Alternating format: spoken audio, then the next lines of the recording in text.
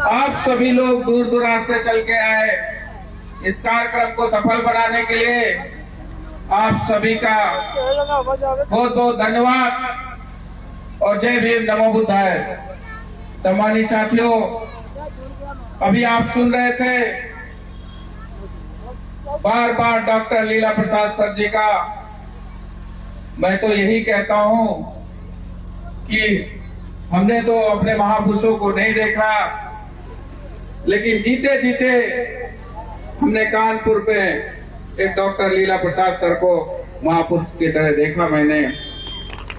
सम्मानित साथियों, मैं इनके बारे में क्या कहूं, जितना कहूं उतना ही कम है।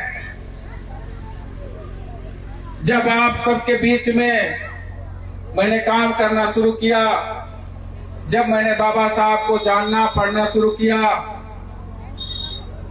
तब डॉक्टर साहब को किसी प्रकार जानकारी हुई मेरे बारे में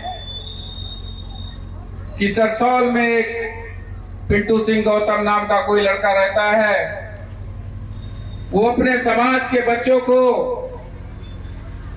शिक्षा देने का काम कर रहा है। इन्होंने जब हमें बुलाया, फोन किया, मैं उस समय दुबई था,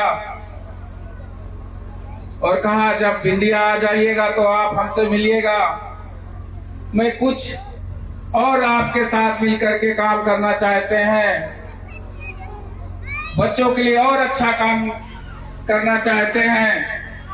सम्मानित साथियों, जब मैं दुबई से वापस आया तो डॉक्टर लीला प्रसाद सर से मैं मुलाकात की और हमसे कहा आप क्या कर रहे हैं।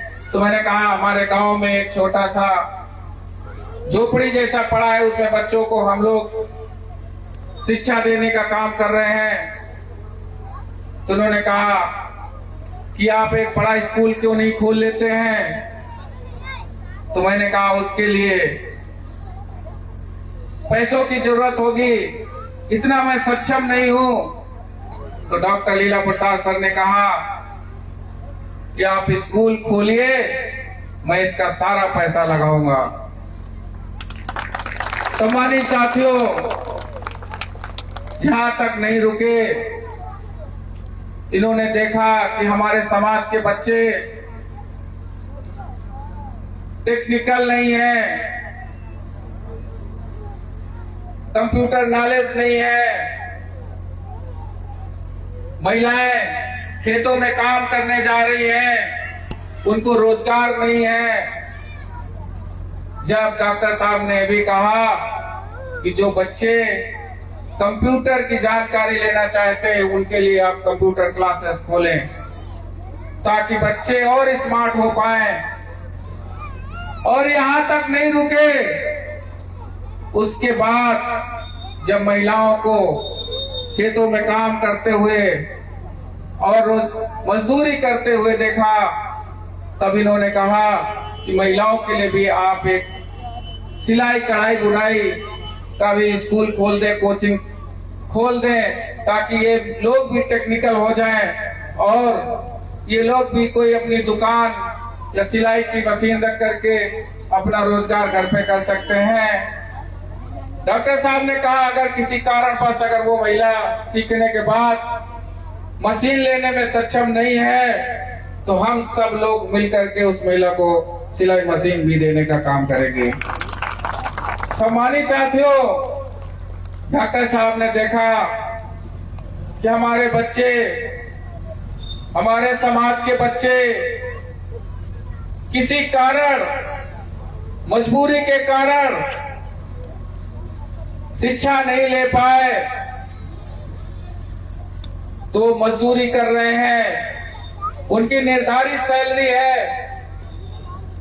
डॉक्टर साहब ने कहा पिंटू एक काम करो, इनको टेक्नीशियन बना दो ताकि ये लोग कहीं काम करने जाएं तो निर्धारित सैलरी पे ना रहें, इससे ज्यादा पैसा कमा लेंगे, इससे अच्छी कम मेहनत करनी पड़ेगी।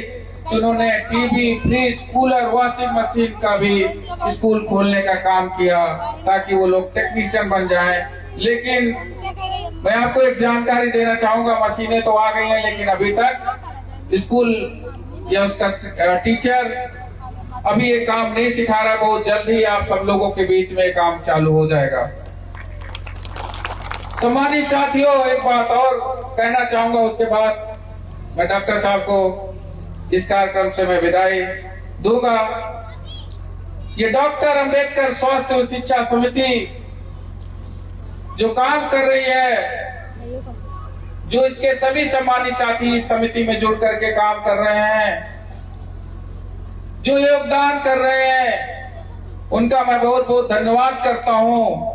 और डॉक्टर अंबेडकर स्वास्थ्य और शिक्षा समिति का सिर्फ एक ही उद्देश्य है कि अपने बहुजन समाज के बच्चों को कैसे आगे बढ़ाया जाए, कैसे शिक्षित बनाया जाए, कैसे जागरूक किया जाए। और अगर किसी कारणवश अपने समाज को कोई दबाता है तो ये डॉक्टर अंबेडकर स्वास्थ्य और शिक्षा समिति किसी को दबने नहीं देती है। आप सभी सम्मानित साथियों से आग्रह करेंगे